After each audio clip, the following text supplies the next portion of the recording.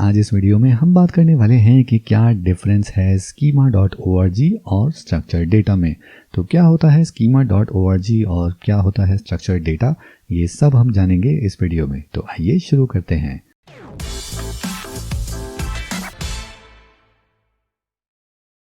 नमस्ते दोस्तों, मेरा नाम है अंकित और आप देख रहे हैं मैगजीन 3 यूट्यूब चैनल, जहां हम बात करते हैं वर्डप्रेस की।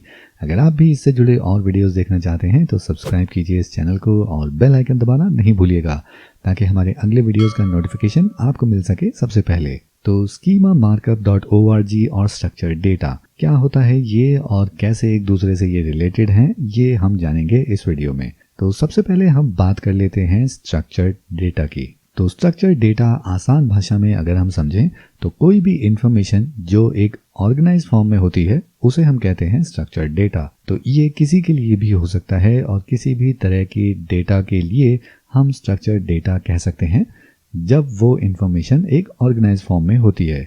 लेकिन जब हम इस इंफॉर्मेशन को वेब पेज के कॉन्टेक्स्ट में बात कर रहे हैं तो ये इंफॉर्मेशन होती है वो स्ट्रक्चर्ड इंफॉर्मेशन या वो ऑर्गेनाइज्ड इंफॉर्मेशन जिसको यूज करके सर्च इंजन्स हमारे वेबसाइट के रिजल्ट्स को रिच स्निपेट्स के साथ दिखाते हैं। जैसा कि आपने हमारे पिछले वीडियोस में देखा कि जब हम स्कीमा मार्कअप को ऐड करते हैं या स्ट्रक्चर डेटा को ऐड करते हैं तो किस तरह से हमारे सर्च इंजन्स अलग अलग तरीके से रिच स्निपेट डेटा दिखाते हैं। और ये पॉसिबल तब हो पाता है जब हम सर्च इंजन्स को एक स्ट्रक्चर्ड इंफॉर्मेशन या कहिए कि एक ऑर्गेनाइज्ड इंफॉर्मेशन देते हैं अपने वेब पेज पर, ताकि वो ये समझ पाएं कि ये वेब पेज एक्चुअली है किस बारे में। स्ट्रक्चर्ड डेटा की जब हम बात करते हैं तो वहाँ एक और टर्म आता है स्ट्रक्चर्ड डेटा मार्कअप, और मार्कअप मतलब क्रिएटिंग स्ट्रक्चर्ड डेटा कोड। तो इन जनरल अगर हम बात करें तो markup means computing language. For example HTML एक मार्कअप लैंग्वेज है जिसमें हम अपने वेब पेज के कंटेंट को ऑर्गेनाइज करते हैं ताकि वो फ्रंट एंड पर हमारे यूज़र को हमारा वेबसाइट का कंटेंट एक बेहतर तरीके से रिप्रेजेंट हो पाए।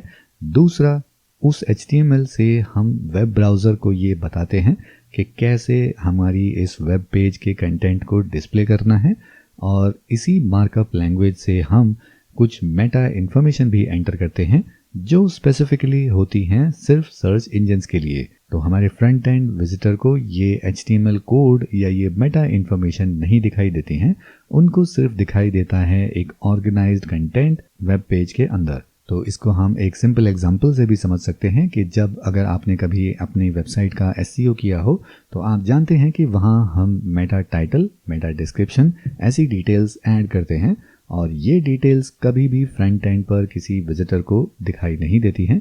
ये सिर्फ इंफॉर्मेशन वो होती हैं जो सिर्फ सर्च इंजन्स के द्वारा ही रीड की जाती हैं या समझी जाती हैं। तो जिस तरह से मेटा डिस्क्रिप्शन या मेटा टाइटल एक HTML का पार्ट होता है जो सिर्फ सर्च इंजन के लिए ही बना होता है, उसी तरह से स्ट्रक्चर डेटा भी एक तरह का मेटा डेटा है जो सिर्फ सर्च इंजन के लिए बनाया होता है। तो हमारे स्ट्रक्चर डेटा में भी एक ऑर्गेनाइज्ड इंफॉर्मेशन होती है जो रिलेटेड होती है हमारे वेब कंटेंट के बारे में, लेकिन सिर्फ सर्च इंजन्स ही उसको समझ सकते हैं। और इस स्ट्रक्चर डेटा का या इस ऑर्गेनाइज्ड इंफॉर्मेशन का सबसे बड़ा बेनिफिट ये होता है कि हमारे सर्च इंजन्स को अपनी एल्गोरिथम या अपना AI नहीं यूज़ करना होता हमारे वेब पेज कंटेंट के बारे में जानने के लिए। फॉर एग्जांपल, जब हम एक प्रोडक्ट स्कीमा मार्कअप को ऐड करते हैं अपने वेब पेज पर तो वहाँ पर सर्च इंजन्स को हमारे पूरे HTML कोड को रीड करके ये मेहनत नहीं करनी पड़ती है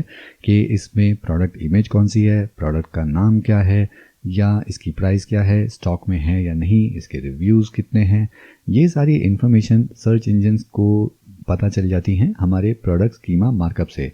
इसके लिए उनको अपने एल्गोरिथम या अपने AI की मेहनत नहीं करनी पड़ती है ये सब जानने के लिए। और जब हम ये प्रोडक्ट स्कीमा मार्कअप ऐड करते हैं तो हम बहुत ही स्पेसिफिक इन्फॉर्मेशन देते हैं ताकि सर्च इंजन्स कंफ्यूज ना हो जाएं दो इन्फॉर्मेशन में, क्योंकि हमारे वेब पेज पर बहुत सारी इमेजेस हो सकती हैं या प्राइस बहुत सी जगह पर लिखा हो सकता है, अलग अलग तरीके की प्राइस की बातें हो सकती हैं।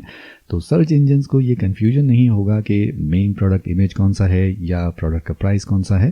तो उसके लिए हमारा मेटा इन्फॉर्मेशन या स्ट्रक्चर डेटा काम आता है, जहाँ पर एक स्पेसिफिक इन्फॉर्मेशन सर्च इंजन्स को मिलती है कि यस ये प्रोडक्ट इमेज है और ये प्राइस है और ये प्रोडक्ट का नाम है। और ये स्ट्रक्चर्ड डेटा ना सिर्फ गूगल के लिए काम करता है बल्कि सारे मेजर सर्च इंजन्स के लिए काम करता है। तो जब स्ट्रक्चर्ड डेटा एक ऐसी इंफॉर्मेशन है जो अलग अलग ब्राउज़र समझ सकते हैं, तो डेफिनेटली इसको मैनेज करने के लिए हमें कुछ रूल्स इम्प्लीमेंट करने होते हैं। इसका मतलब ये रूल क्योंकि सब सर्च इंजन समझ पाते हैं, तो इसका मतलब एक मेन गवर्निंग बॉडी होगी जो ये रूल बना रही है ताकि सब सर्च इंजन्स उसको अडॉप्ट करके समझ सकें। और स्ट्रक्चर्ड डेटा के लिए ये मेन गवर्निंग बॉडी होती है schema.org, जहां पर हमारे स्कीमा मार्कअप या स्ट्रक्चर्ड डेटा से रिलेटेड सारे रूल्स बनाए जाते हैं। और जो रूल्स schema.org में बनाए जाते हैं, सारे सर्च इंजन्स उसको फॉलो करते हैं स्ट्रक्चर्ड डेटा को रीड करने के लिए। तो स्ट्रक्चर्ड डेटा एक ऐसा मेटा डेटा है जिसमें हम कुछ स्पेसिफिक रूल्स को फॉलो करते हैं और वो सारे रूल्स बनाए जाते हैं schema.org की कम्युनिटी से। और ये कम्युनिटी ही डिसाइड करती है कि कौन सी इंफॉर्मेशन हम किस तरह से रिप्रेजेंट करेंगे ताकि हम अपने स्ट्रक्चर्ड डेटा या इस ऑर्गेनाइज मेटा इंफॉर्मेशन को सही तरीके से रिप्रेजेंट कर पाएं। और इन्हीं रूल्स में डिफाइन होता है कि आप जो भी स्कीमा मार्कअप अपनी वेबसाइट पर ऐड करते हैं वो किस तरह से ऐड होगा ताकि कोई भी सिंटैक्स अलग नहीं हो और वो सभी सर्च इंजन्स आसानी से समझ पाएं। तो जब भी आप एक स्कीमा मार्कअप ऐड करते हैं अपने वेब पेज पर, तो वो आपको एक स्पेसिफिक रूल या एक स्पेसिफिक कोड के अकॉर्डिंग ही ऐड करना होता है। और इसी प्रोसेस को आसान बनाने के लिए हम प्लगइन्स यूज़ करते हैं। और प्लगइन को यूज़ करके आप स्कीमा मार्कअप कैसे ऐड कर सकते हैं, उसके लिए हमने पूरे प्लेलिस्ट बनाई है जिसका लिंक आपको ऊपर आई बटन में या वीडियो के डिस्क्रिप्शन में मिल जाएगा।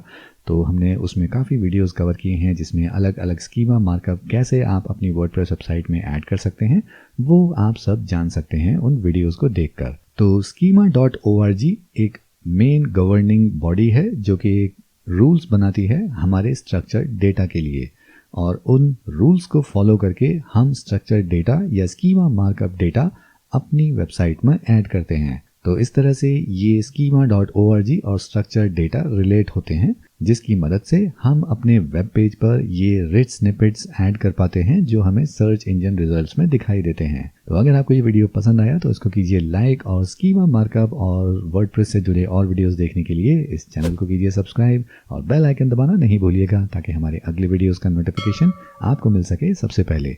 तो इस वीडियो को रखते हैं यहीं तक, मैं मिलूंगा आपसे अगले वीडियो में।